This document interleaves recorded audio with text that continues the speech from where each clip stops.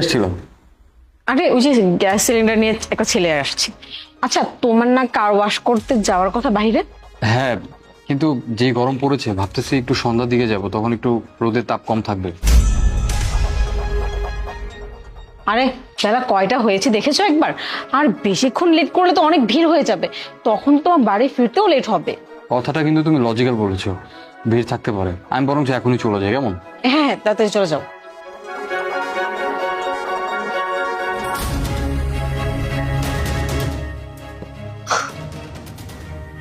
যাক, হাজবেন্ড তো চলে গেছে, এবার 2 ঘন্টা তো সময় পাবোই ম্যাডাম।